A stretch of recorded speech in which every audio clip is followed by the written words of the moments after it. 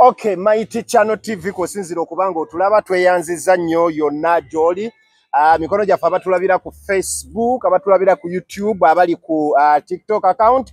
That is Mighty Channel TV, tweyanziza nnyo. Eno ye Jane Agenda, definitely tuba tukuleetera abantu ab'enjawulo naddala mu politics sifia. N'otegeera biki bye balina eri abantu. Ideas omuntu azuka ku makya najja okwesimbawo naye nga ideas ayirina idea gyemu yokka yokka azze kulya azze kugamba kwekolerera ne famire ye naye mu mulembe ogufaanana bwe guti tuba twagala tubateeke on spot omuntu naddala gwatugoberera otegeere naddala ng'oli mu constituency oba mu division oba awantawo specifically waba yeesimbye kale nyina omukyala kasitoola babbulu ne white ng'omanya be bano abadduka ku Besigye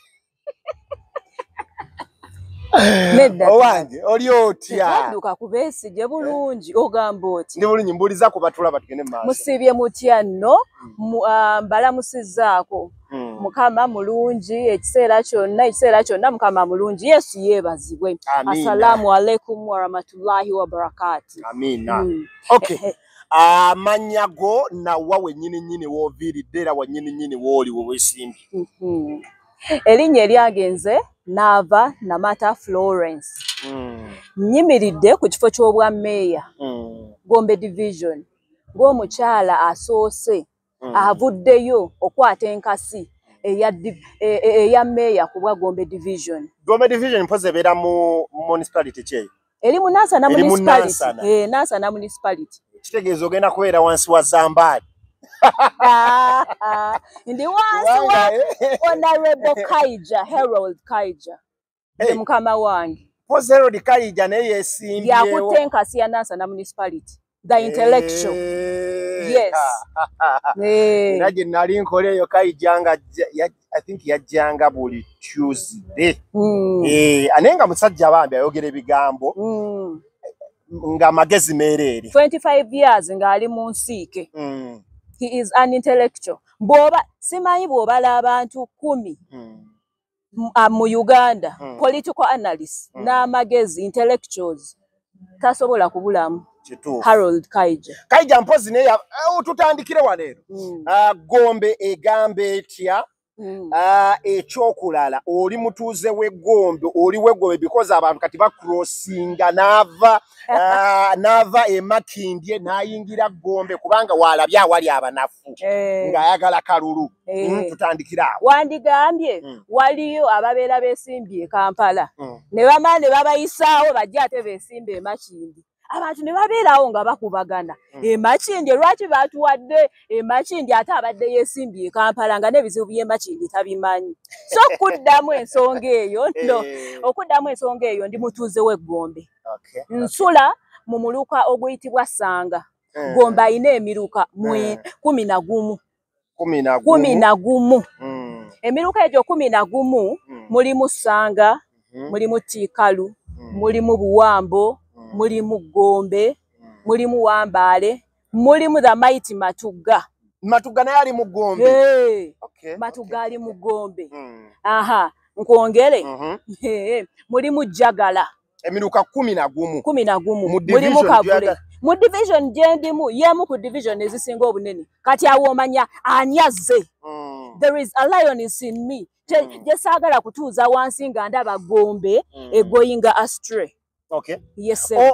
Mu political because abantu baagala nnyo omuntu abaddeyo mu field. Nava wali weesimbyewo ku kifo kyonna obaddewa politically obadde oyimiridde otya civil politically ekoze etya okujja ssaawa zino okubanga weegwanyiza ekya meeya kyamaanyi kinene okubanga weegwanyiza ekifo ekifaanana bwe kityo. Neyanziza nnyo neyanzeege. Kaakati mbadde ndi mukulembeze. Abantu abamu abasinga okunda bagamba maybe I'm a born leader. Buli wentuuka ndimu embala y'obukulembeze. Mbadde nkulembera abakyala mu bitundu eby'enjawulo. Musanga mwennyini mbadde woman representative. Okay. Yes. Last term nakola nina bakama bange benakola nabo besijja kwasanguza wano manya ekisanje ekigenda era ne tuwangula akalulu twakanoonya musanga kati bwe twakanoonyako musanga ne wabeerawo embeera ziri embeera tozimanyi saawa omwenda bwe zituuka obululu ne bukyuka wee buti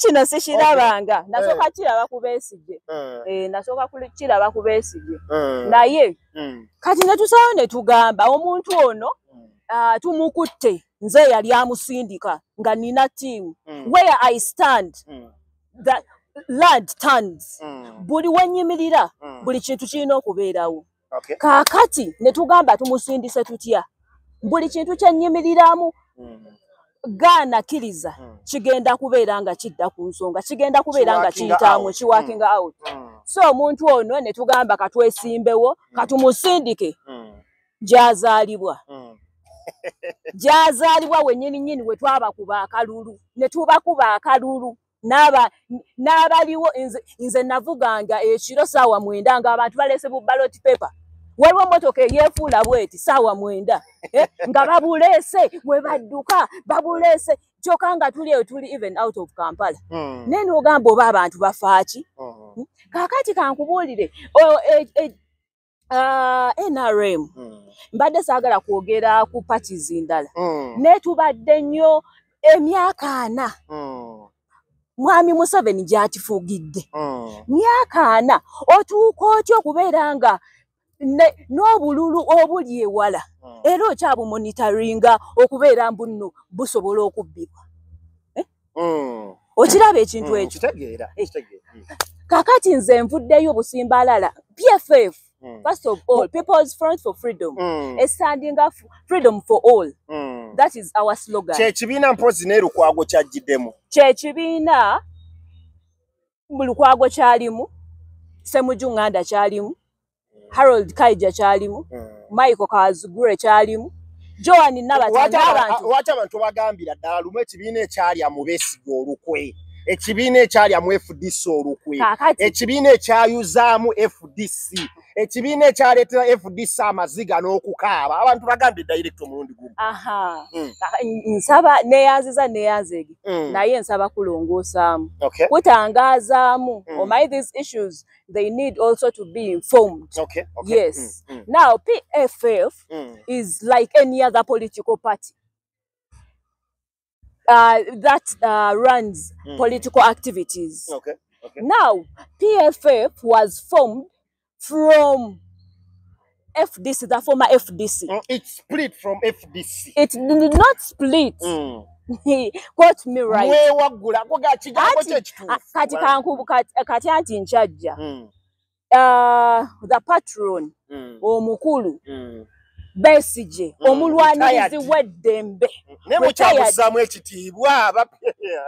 tokimanyi nti nno Besigye yakafuna awadi ya champion ng'ali mukomera omanyi kyekitegeeza kinene nnyo ng'ali mukomera ne batawa omuntu aliko omanyi kyekitegeeza kitegeeza bakulidde tebakulabawo how can Besigye get a champion of democracy in Uganda ngali mukomera abantu balowooza nti bamukwatira bukwatibwa kisa nga bw'omanyi it is not mercy that is not sympathy akirwaniridde singa yali mercy singa yavaayo dda abamasi tubalaba tubalaba babakwata mu ddakiika emu ne bavaayo nga bayina n'obutaala obutaala bujja bwe bubagoberera Besigye yalemera ku nsonga y'ensonga ya PFF yensonga bwe nkumenyera wana abantu bw'olira Lukwago nga sinnaba nagenda mubiri mu Kampala bwalemera ku nsonga abeera agiremeddeko Besigye asimba enkanda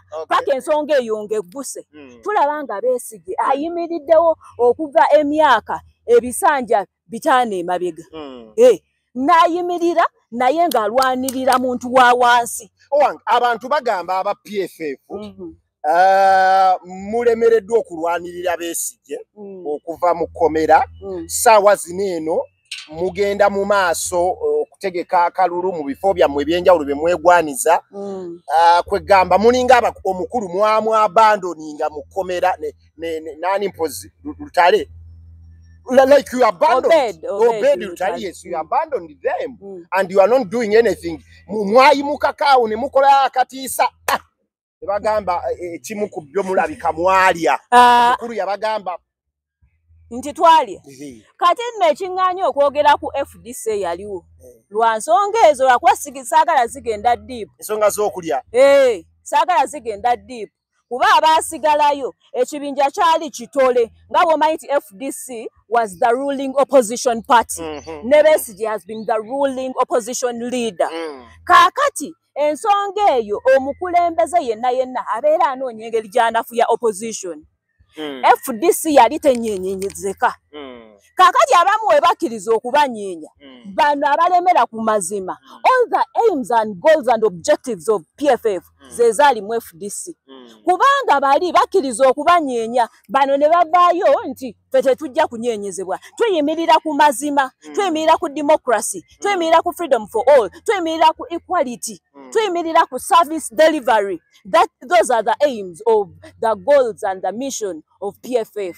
Ne bavaayo era ze batambulirako. Kati the stakeholders and the prominent leaders of abali mu FDC kwe kukola Salama Musumba ababakyala abo ab'amagezi olina gy'ogenda okubajja. Kwe kuvaayo kwe kukola PFF egumidde. Mukyala Nava yeesimbyewo eggombe ku bwa meeya. Yes. Kyogezaako okuwa abatulaba dakiika eno nti FDC yasigaza bantu bali awo batalina nsa. Yasigaza bantu abagulibwa, abantu be baawa akasente. Kwegamba ab'omugaso oba ab'omulamwa ne badda mu PFF. Kyogezaako gamba batulaba. Okyogedde. Kubanga out of your words kyolinga ogamba. Okyogedde. Yasigaza abantu abasobola okusindiikirizibwa oba okuggyibwa ku mulamwa. Do not participate in political activities the way you were participating in them. Okay. Naye ng'okirambuludde bulungi kye sisobola kuddamu. Togamba Amuriat baamuwa ekibaasa. No, on record. Tuna mu kamera abantu bagambe. Is that what you're trying to assert? Kati kyo kye nkubuulidde. Waaliwo embeera. Abamu ne beetolako bo ne bagikkiriza, abalala ne bagaana. Be baffe aba PFF. Okusinga okukola ekibiina lwaki temwajja mu bukulembeze bano abaalya ne musigala ne munyweza ekibiina? Buli FDC oba wa PFF buli we mulaba mubuuza ekyo ekintu. Magic oba okwagala ne love evaawo okukola ekibiina ekipya rather than okunyweza kinene ekibaddewo emyaka ne mujja buzi these individuals ze mulabamu ebituli mu space mwene musigala. Lwaki tekyali bwe kityo? Omanyi democracy what it means, free participation. So omuntu tosobola kumugjamu ndowooza nga bwe tunajja wano. Omuntu ayinza okujja n'atuwa keeki n'agamba agitwala, maybe gwe mpa visa. Gwe n'ogitwala nze ne ŋŋamba kijja kitya nga lwaki ne ŋŋaana. Okitegeera? Ate n'ekirala buli muntu abeera nekyalo, people are accountable to their decisions. Buli omu kyalowooza kimukakatikako ye. It is their right. Okay. Yet a right for to a decision making, a right to free participation in political spheres and political activities. So tosobola kugaana muntu kwenyigira mu activity yemu olw'okubanga gw'oyagala kulemera ku mulamwa. Okitegeera ekintu ekyo? Yes. Era nga bwe tubeera mu kiraasi nti muli mu kusoma omusomesa n'abawa syllabus namba ne mubisoma ne tugenda ku bibuuzo. Era abatasoma bagwa. Abasoma ne bayitawo. Bwabeerawo olumu abakola eddalu ne babonerezebwa. Naye nga buli omu are making a decision ye. They have a right because they know we came to liberate Ugandans. But they have chosen to go the other way. They have chosen not to participate fully. They have chosen to go off from the goals ze baaliko. So nga tubaleka ffe nga tukontinuinga with the goals ze twasalawo. Kiki kyoyinza okugamba president wa FDC saawa zino Nandala Mafaabi namuli ya tsazi nabali mu kutambuza FDC naddala nga tugenda nga tuli mu kalulu wane kiki kyoyinza bagamba on camera n'abantu abali mu FDC gwe ng'oli mu PFF kyensobola bagamba nti oyogerera ekibiina kyo kiwavaamu ate njogera ate n'oteekawo akakwakulizo kyenyinza bagamba nti ensi eno we make decisions that later on we are accountable to. Every decision you make, you will be accountable for that decision. Sigenda kwongerako kankomaawo tulina mukyala naava abegombe mutegeerera ddala azze yezimbye okubwa division mayor owange ekisookera ddala nkubuuza mirimu ki division mayor gy'akola abatulaba egombe baba bangi nnyo mirimu ki ogamba these are the roles of a division mayor kati mayor nga mayor omulala yenna ayamba ku kibuga okulaakulana atya ekisookera ddala nga bwe tugamba waliwo slogan gye nkozesa nti n'abalala Kampala si bizimbe ekikola ekibuga be bantu kati nga nze among the roles eza mayor nze gye nsinga okusiikingako yi service delivery okuweereza eri abantu ndi mukyala muweereza okuva erudda n'erudda so okuweereza abantu kwe kusinga obukulu yes so mayor akwatagana ne division mayor akwatagana ne municipality eyisa budget ezo nga zibeera ziri directed to the divisions ng'emirimu egy'enjawulo ono division mayor yayina okumakinga sure they are implemented through that budget yes buli kintu kibeera attached. There are different departments esooka tulina eya education mayor alina obuvunaanyizibwa bunene okulaba nti nno amasomero mu division gali ku mutindo omulungi ate n'ekirala omutindo gwandibadde awo okimanyi tulina UPE schools naye ng'abaana tebalina na desk nga batuulawo nga kale nga bazirina naye nga tezimala nga bazirina naye nga tezimala so mayor avunaanyizibwa okuleeta desk mu kiraasi okuleeta desk avunaanyizibwa okubeera nga asaka nga apika municipality nayo n'epika district okubeera nga amasomero gano gabeera staffed with every material they need, with every equipment they need. Kubanga osanga nti amasomero agamu getulina mu division like private schools olabako abantu ze batwalamu abaana baabwe ze bayina otwalamu abaana baabwe they charge expensively abaana basasula milioni mukaaga osasulira nno mwana wa nursery kakati ne tugamba bannaaye kiki tuliko so mayor ne office ye ogwo omulimu ogusooka okola ku byenjigiriza kubanga nze naawe singa tetwayita singa tetwasoma singa tetuli wano si kyekyo so ebyenjigiriza bya muwendo nnyo okubeera nga biwaniriridde abantu service delivery eyo kikulu buli muntu n'abaana waliwo ematugalwo nno n'obwana obubeera ku street ne groups ezimu ze sijja kwogera naye ng'abaana babeerayo ku street ng'abaana tebasoma nga kibeera kitegeeza nti nno gavumenti eriko oba meeya aliko takoze kyamaanyi okubeera nti nno buli mwana at least asobola okugenda ku ssomero either school fees being reducted or working with UPE schools, government schools and private schools okubeera nga they can provide affordable education, affordable fees to every child in the division. Netugenda ku health services. Health services, tulina health centers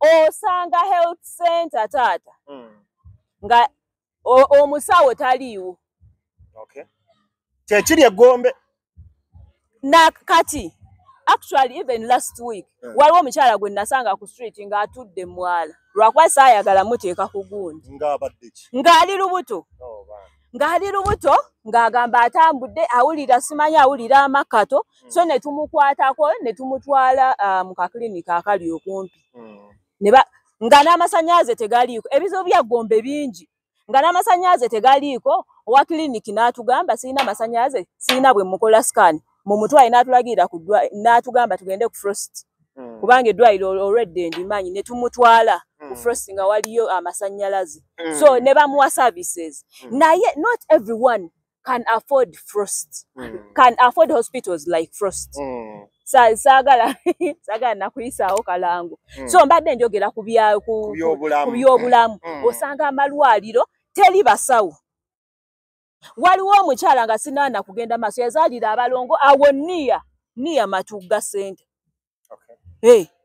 naye nga temuli ambulance amalwaliro agalimu ga health centers tegali staffed with medicine Gombe ng'eyina ebizibu tubirina bingi abantu abamu tubatwala Bombo gye babakolerako Bombo yeewali ku ddwaliro eririmuko kubanga nti era lyeri era abalimu babeera balina obbibawa naye kati bano abantu kibi nnyo ng'abantu b'okulembera services ze balina okutandikirako tebazifuna naye nga gwofa nnyo ziwa bano olw'okubanga babeera bakuuma kibi nnyo ng'ate at the end of the day bw'ogenda okomawo wano obawa omuceere nti bakuwa akalulu okitegeera ekintu ekyo naye ng'obulamu bwabwe bagenda mu malwaliro tebalina we bagula madagala abasawo tebabasangayo nga balina kutindiga lugendo kugenda Mulago Mulago ate nga waliwo ekintu kidogo ate basooke kusimba layini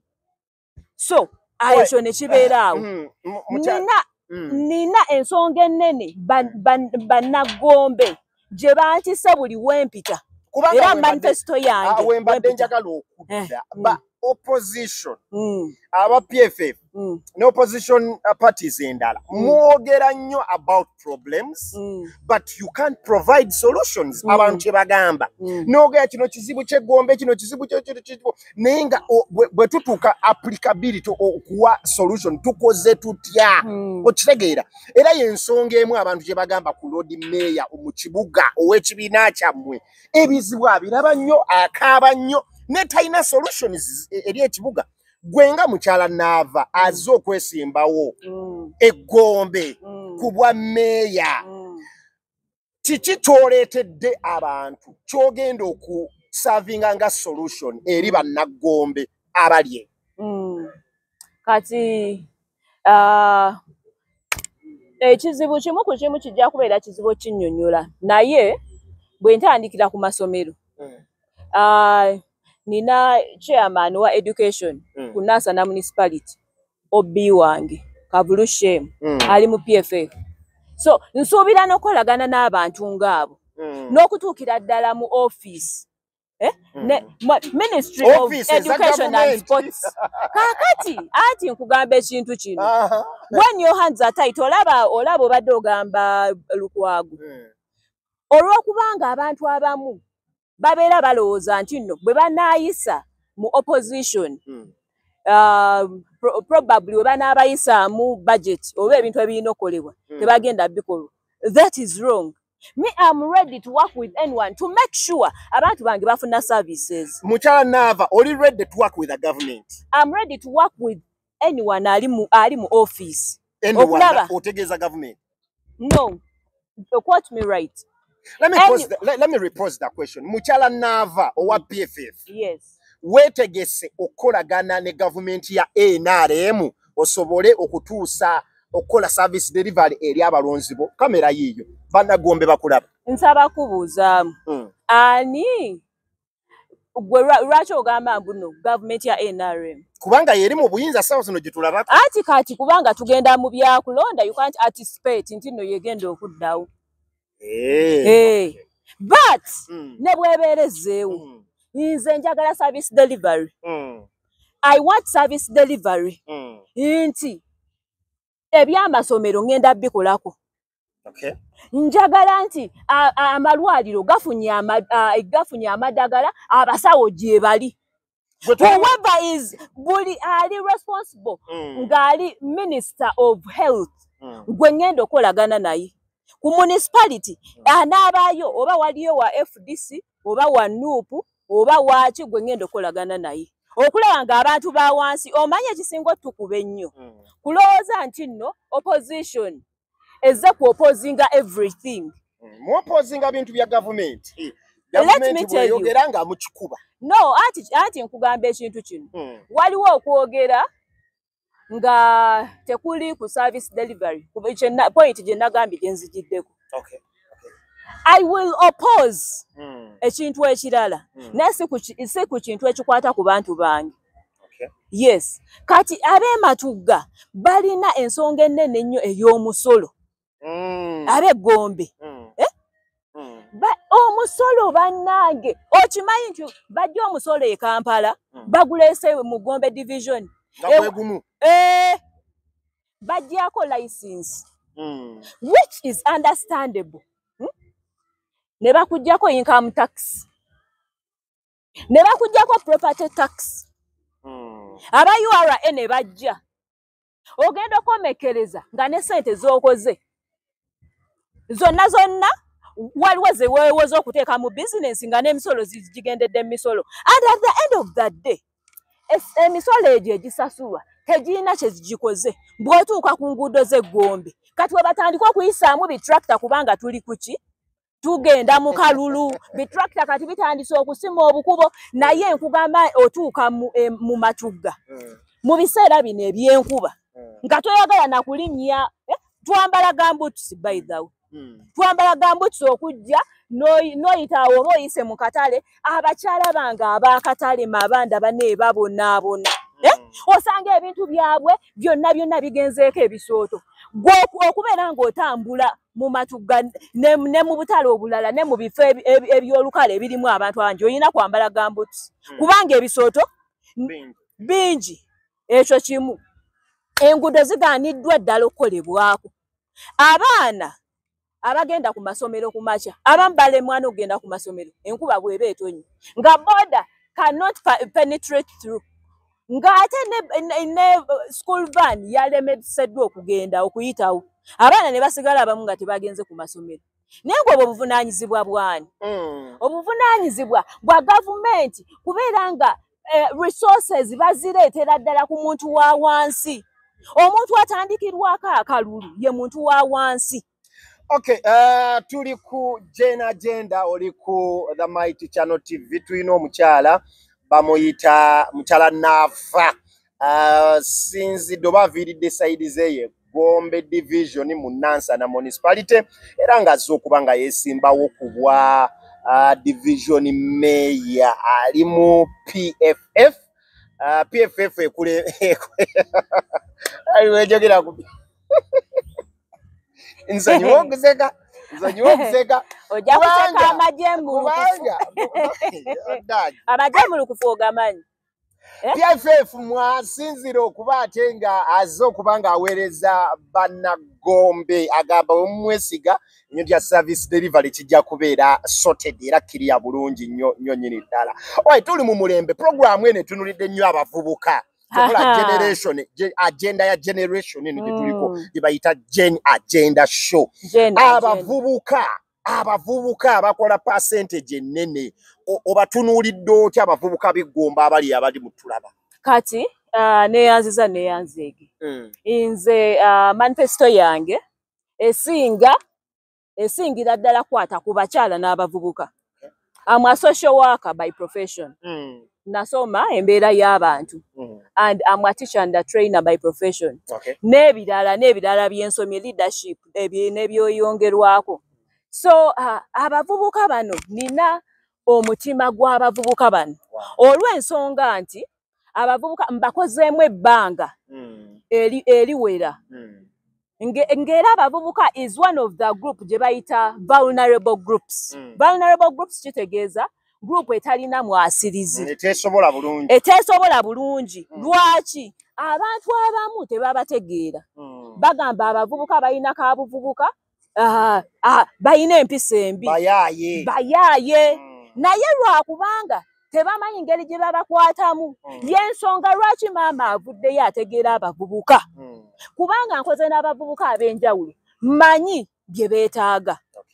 kati ekisooka abavubuka njagala bakumaakuma njagala mbakulaakulanye gye mbadde ntambula mbadde nga nnyongero kikkaatiriza nti nze nga gavumenti ebaddeko ebadde egezaako bwe tutuuka mu kampeyini n'egezaako bawa ekyennyanja enkya ne mubeera nga temukola ki temulina kyakulya naye nze ndeeta programs eziri consistent eziri life sustainable ezigenda okubeera nga zijja okubeera nga zibajja mu ki program ngaki kati nina youth empowerment youth skilling ekisooka abavubuka abamu bambi they lack empowerment tetubaleetako mu bifo nti tutuule nabo tubayigirize ebintu eby'okukola oba tubayigirize omuvubuka yaani omuvubuka w'amaanyi nnyo omuvubuka ye mukulembeze w'enkya omuvubuka ye taata w'enkya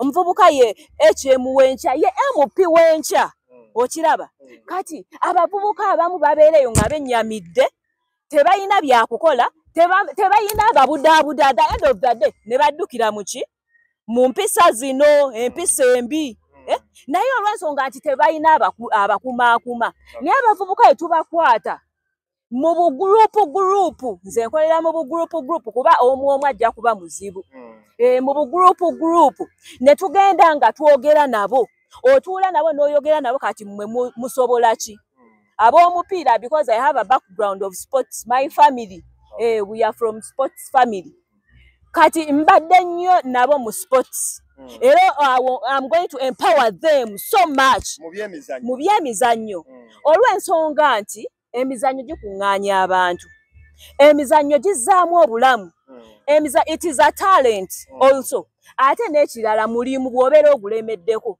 abavubuka baagala ebyemizannyo ekirala I'm a teacher of performing arts so I hope to empower them in performing arts n'emizannyo emirala egigenderako I hope okubateekamu SACCOs okubeera nga basobola okufuna akasente naye ekyera mbeera mbakuutira ne mbagamba tubeera tulina okukola ennyo SACCOs zino zibeera ziyamba ffe tosobola kubeera na SACCO nga tokoze eki nga tolina mulimu gw'okola now youth skilling tulina programs ze tubatendeka programu eza bulijjo ng'olaba kintu kitono naye nga kigenda kujja omuntu mu bwavu ekyokulabirako ng'okola liquid soap liquid soap oyo atunda ogenda bayigiriza ebyemikono youth skills exactly ebyemikono youth waliwo baking I do baking okutimba ebyo byonna birungi naye obibayigiriza because kati bannabyabufuzi mujja ne mubireeta ebyo ne mubyogerako nnyo mumpa akalulu ŋŋendeyo mbibayigirize tolowooza nti omukulembeze omulungi asooka kubayigiriza eno before nga tannatuuka mu kifo oyina abantu b'oyigirizaayo bino ebya baking oyina abantu b'oempowerinze SACCOs z'abavubuka oyina kwegamba abantu b'okutteko eggombe before nga tonnajja mu ntebe yabwa meya neyanzege nina abavubuka ab'enjawulo benkutteko mu skills nga liquid soap making ne baking okola cakes ne cookies amandaazi ne chapati naye naddala cakes then nina abavubuka b'empowerinze mu boda nkolaganyeko n'abantu abamu okubanoonyeza emirimu ne bafuna emirimu era nga zaalooni kubanga bw'okolagana n'abantu abalala munaaye siri mu bedde nga abagenda ne bayoola kuba abantu b'okolagana nabo ekirungi an influencer and I love okitegeera so nkozeeko n'abantu abamu abavubuka b'eggombe banjulira abamu bafunye amaboda ate abamu ne bakubira n'abeewaabwe oba Masaka n'okuyita mu Gombe ne bakubira ab'e Masaka ne bajja nabo nga bafunira ku bano nga tumaliriza n'ekirala ekyesaagala kulekayo abavubuka n'abakyala n'abantu abalala buli omu ayibeera n'omutemwa gwe ku budget. So onsuubira okulwanirira budget y'abavubuka kubanga omanyi budget olumu esente zivaayo esente bazizaayo olw'okubanga abakulembeze betulonze tebamanyi zikozesa tebamanyi ki bantu baabwe kye beetaaga. Naye nze nsuubiza nti no programs zibadde zikyali olwakadde programs zonna ngenda kulwana makazi ngenda kulwana PFF ekitegedde ekintu ekyo ngenda kulwana bambejja okulaba ng'abavubuka bafuna buli kyonna kye balina okufuna ng'abavubuka batuuka ku muti ng'abavubuka beeyagaza ab'eggombe yessebo oba nyongerezeeko nina program eya recreation center youth recreation center eyo nayo nsuubira okulaba nti nno nga tufunye facilitation emala abavubuka abo tujja kubeera nga tubateekayo ekitakoleddwa muntu yenna wano gw'okirina yes kubanga omutima gw'abavubuka yenze mbasomye mmanyi bwe balowooza mbamanyi mbonga nabo ne bakugamba madaamu kino kiganye obasanga eri mu mafuupi ne bakugamba ye bafuuwa ebintu byabwe biki n'oyogera nabo geto kizoyina eyo saidi zeeyo Gombe kuba abaana bange abageto njagala nnyo mubafeeko buli weza shero nga bwengamba agenda generation tuli ku generation yaffe geto ki eziri eyo saidi zeeyo Gombe zo interactinzeeko nabo era olaba abantu akaluka kutotya naddala mu bavubuka wenjagala awo tulinayo geto saidi zeeyo tulinayo obufa abavubuka abamu mwe batera okubeera mwe babusibira kati nga zipuulu ezo nzirumba kubanga ate mbakuba n'obbakuba bw'embeera wali negugwayo wali meza namba n'asigalawo waliwo b'osanga ku matatu waliwo b'osanga nga bali mu betting ebifo byenjawulo waliwo ebifo byanjawulo abavubuka mwe basisinkana nga tumaliriza ku mastage amastage ga boda mutala nafa nga tumaliriza akalulu kaneeno I think Nansa na municipality yemu ku municipalities mu ggwanga lineeno eziri so much tight politically nti bannabyabufuzi bagizinamu nnyo interest weetegese otya that is personal ekibiina kye ekya PFF kyetegese kitya ekibiina ekitaleeta na presidential candidate PFF oba muli ku ki olabira ddala oga bannange PFF yeetegese etya yemu ku point ezisembayo but before that tujja kulyaza amaanyi abantu okuva nga twogedde ku kintu ky'abasuubuzi amataba g'abayiseemu mu kibuga awe Nakivubo wawe nnyini ewa Hamu wonna nalabye abantu nga ne ssente zennyini ze baleka mu budrowa zonna zijjudde ebitoomi n'ebintu bifaanana bwe biti newankubadde tova eno mu Kampala wennyini oli eri ne waliwo abava eggombe ne bajja eno okukola abasuubuzi ekyekanga ekyabaguddemu ekyamataba emaali yaabwe empitirivu nnyo neeyonoonebwa kiki ky'oyinza obbagamba kwebali bala ekisooka njagala okutwala omukisa guno okusaasira buli musuubuzi ali mu Kampala n'omusuubuzi ali mu ludda olulala lwonna olw'eggwanga akosebwa ebintu nga bino bye bino ebintu ffe abakulembeze bye tutunuulira nga tuli eyo mu groups zaffe mu pate zaffe ne tulaba nga bituleeta ennyiike olemedde nnyo ku Mwami Lukwago akaaba bukaabi yagaana omwalo ogwo okugendawo olw'ensonga nti buli kintu ekirina okugenda maaso kirina okubeerako pulaani omwalo ogwo bagenda okuleeta omwalo oguzimba baali balina okuleeta plan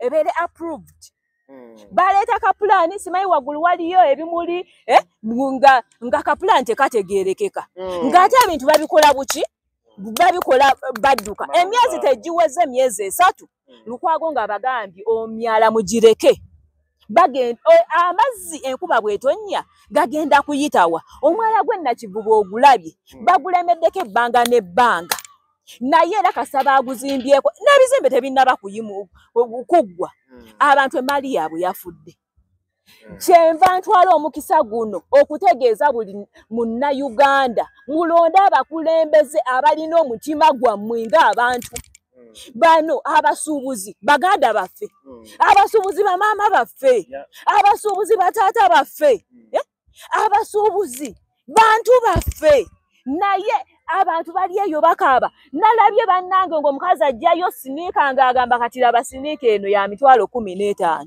ngenda gikola ntya ate oyo ali awo naye mali abantu yonna yaweddewo lwa gavumenti kubeera nga buli kimu ekyeyagaliza teyagala kuwabulwa buli kimu babeera bagamba they are the decision makers ekintu ekikyamu mu nsi bwe mubeeramu bwe tugamba mbu nno tulina demokrasiya tubeera tulina omumukozesa kubanga tosobola kubeera n'abantu aba opposition ne bawabula oba ne bagamba kino ekintu tekijja kubeera kirungi gwe n'osalawo kigende mu maaso olw'okuba ng'olina gy'oyoola ssente ng'ate ssente z'oyoola bano abantu b'obonyaabonya be bazikuŋŋaanyiza okuva mu misolo gy'obajjako at the end of the day era ne babonaabona emaali yaabwe neefa kati awo balindiridde ki gavumenti abantu abo balina amalooni babalindiridde amalooni gabaleme ebizimbe bibaleme okusasula badde ewaka abamu be bagenda okubeera nga bamenyi b'amateeka nze kinnuma nnyo ng'omuzadde nti omwana akutte emaali atandise okweyiiya naye ne mumulemesa to that extent olw'okubanga mmwe mweyagaliza eby'obugagga ate kankubuulire essente eno tekutika nekyaki njagala okugamba abantu abandaba ensi tetwemazangamu tetwemazangamu buli kyokola underground kimala ne kivaayo tusigale bannaye tuddemu omutima gw'obuntu omutima gw'obuntu omutima gw'obumu twagalane okiraba ekintu ekyo so nsaasira bannange abaafiiriddwa emaali yaabwe era nsabye Mukama abaddizeewo waliwo kyewambuuziza before that PFF yeetegese etya nze ng'omuntu neetegese ndabye ng'enkasi eya division akalulu kalya tight competition gye sijja kwogera tewali kyekozeewo abantu kyebavudde bansindika ne bagamba maama tukiikirire naye tufa tewaliwo kye tulaba nenvaayo ate ndi mumalirivu ndi mumalirivu kuyingira buli ofiisi okubanja ebyaffe okugjayo ebyaffe okugjayo ebyab'eggombe okugjayo eby'abakyala abakyala okubeera nga bakulaakulana abavubuka buli muvubuka okubeera nga akulaakulana ng'afuna omulimu abasajja ababadde wansi abatalina bwogerero abatalina mirimu okubeera nga beenyumiriza mu ggombe okiraba ekintu ekyo ekirala sitidde competition oyogedde competition nene nesitya competition competition gives me the strength it gives me the next step to take okitegeera ate nze njagala nnyo simanyi lwaki sijja kwogera njagala nnyo nga ndi ku bantu be bagamba oyo ab'amaanyi saagala kugamba ate n'oli yazza ate n'oli najja nze njagala b'amaanyi ne tutuula wali if it is discussing issues ne tuzitebya if it is being on ground ne tugenda okitegeera ndi fuutu kale fuutu wali ku ground nkukwata when I speak the land changes I'm a performer okitegeera nga tumaliriza unity y'aba opposition erieta don't you think because kino kibaddewo nnyo don't you think nti nno mwali badde nga opposition muleetayo omuntu awagenda okuvuganya NRM position ng'erinayo omuntu omu nga yegenda okuvuganya incumbent don't you think kyali badde kyamaanyi nnyo oli mutuufu oba ebya unity mwabigoba nga opposition oli mutuufu naye nga kiri eri kyewambuuzizza lwaki bali mwabalekayo lwaki temwabeegattako abantu beeyagaliza beeyagaliza nnyo ne beerabira nti nno agali awamu ge galuma ennyama. Okiraba ekintu ekyo? Singa ruling party ebaddeko ekoze bulungi, wandibadde tewamerukayo bibiina bipya, n'ebibiina bimerukayo kubanga they are dissatisfied. Obadde bimeruka olwakweyagaliza. Ati nkyakugamba bimeruka kubanga bimanyi nti ruling party eremeddwa okukola omulimu. Naye mu kifo ky'okwegatta bwe biti ne bigaana buli omu alaga amaanyi ge, which is wrong. Gwe weegatte wazze kuwa meeya ng'agidde mu Nuupu. Kaija naye aveeyo yeegatte ku Zambaali kugamba unity eyo nze gye njagala bannange. Opposition unity eyo gye njagala kuba kati temwazze ne presidential candidate mwenna mujje ku Kyagulanyi kugamba kye ŋŋamba mpawo kirowoozo kyange sigaye. Buli omu you're entitled to your opinion. Kaakati nkugamba ebigambo oba oli wa Nuupu y'abajja gy'oli. Nsabye my opponents basobola okunneegattako banneegatteko kubanga ndi mukyala of my word. Okay. Abammanyiiko bammanyiiko. Ndi mukyala mwesimbu. Engiyita okiraba bingiyita B. I'm a world changer. So bali abali ku opposition abalala bonna bajje gy'oli musobole okuyuuya ekintu. Bajje. Okay. Bajje tukole kubanga amagezi gaabwe ngakiririzaamu. Waliwo ekirala ekya PFF kyoleseeyo nti PFF mu next term egenda kubeera etya. PFF amaanyi geerina kati countrywide. Galiwa countrywide. Anti munnange omuto gy'amanyi enkuba gyetonya awala wonna watambuddeeko. Sirabayo gundi PFF yonna togiraba naye munnaye gyeri weeri PFF gyeri ekabera maido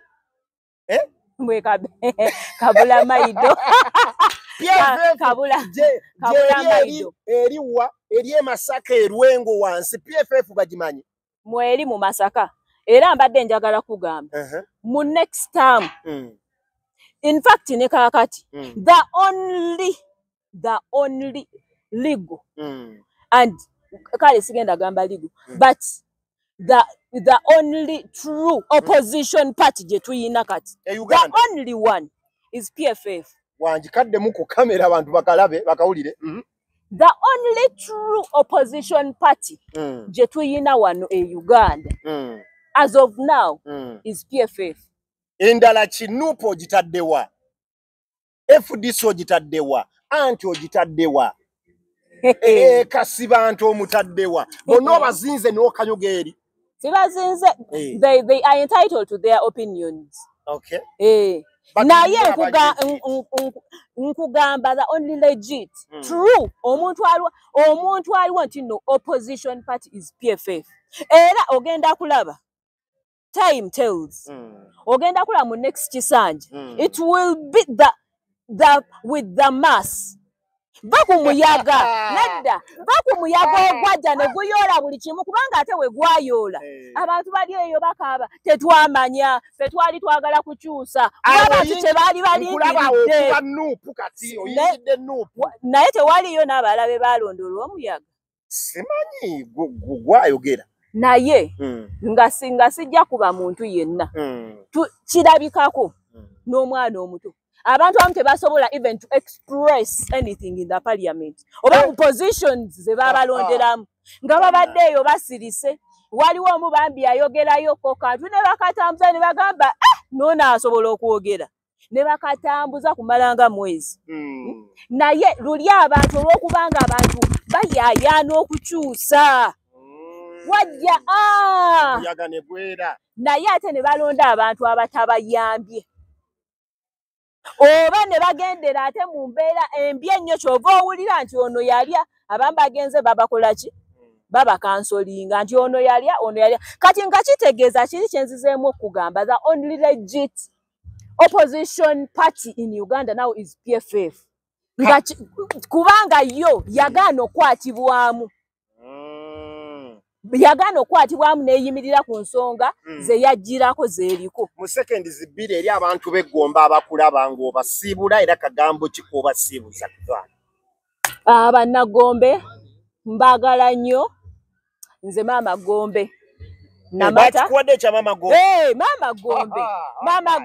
maama Gombe okay mbaagala nnyo era mbasuubiza nti nno enkasi ngenda gikwata mu mazima ngenda baweereza n'omutima gwange nga bwe mbaweerezaako ngenda baweereza n'omutima gwange Gombe etuuke ku ntiiko ngenda kukolagana na buli muntu tulabe nga Gombe buli muntu atuukibwako kyalina okutuukibwako amiina Mukama abanjagalire mbaagala nnyo Honorable Joan Nabatanzi woman MP Wakiso okay mumulabiranga ddala Harold Kaija mumulabiranga ddala Nansana municipality nga oli yakutadde ku sport n'akugamba ku bwa president ani gw'endoosinga era abantu oyagala bawaani oba nze yandize essaawa zino toliiyo waliwo wa presidential candidates abalala abaliwo wandibadde okawaani ye ogenda kulonda presidential candidate oba ogenda ngenda mulonda ekyo kyama abali eyo ab'eggombe bakawaani mulonde omuntu munnankyukakyuka nkugambye nti Bobby mulonde omuntu munnankyukakyuka ani gwe tulaba nti nno agenda tukwatirako ani just abantu balesawo mu bbanga abantu bamanyi gwe bagenda okulonda munnankyukakyuka tubadde n'omukyala Nava yeesimbyewo ku bwa meya w'Egombe division ekiri mu Nansana municipality gwe tubadde naye mu mufollowing ate musobole okuba ate nga essaawa bw'eneeba etuuse ng'amaanyi weegali nga mulabyemu obusuubuzi mumuwa akalulu ekintu ajja akikwatemu Gombe masemase siwe kiri okitegeera ekintu ekyo tetugala kubanga tusuka wano twagala kubanga twebaza baganda baffe aba fantastic events batuteekamu ssente okulaba nga shene egendera ddala mu maaso bakugaba bakola ku decorations bayina obutebe obw'omulembe naddala mu season enje tulimu emikolo aba fantastic events bakutimbira ddala omukolo ne gubeera world class beera ng'obeekwata ennamba zaabwe kwe ziri awo ku screen beera ng'obawa emirimu ate katika concepts bakugaba bali mu bifaananyi video bifaananyi bakubira n'ekifaananyi ne kibeera ng'ekiva mu AI naye nga kya kamera so beera ng'obawa ku mirimu abakatika concepts bayina stage bayina amataala ate nga bayina ne sound system ow'amaanyi nnyo babayita bakatika concepts beera ng'obanoonyaako ku 070059 M55 bakatika concepts tweyanza we bale kutukyalirako omukyala neyanziza neyanzeege okunkyaza thank you for having me Amen. Amen. God bless you amiina Jen agenda bweto bwe badde olunaku olwaleero oli ku Mighty Channel TV genda followingeko ku TikTok Mighty Channel TV ne ku YouTube Mighty Channel TV mpaka olunaku olujja God bless you and keep you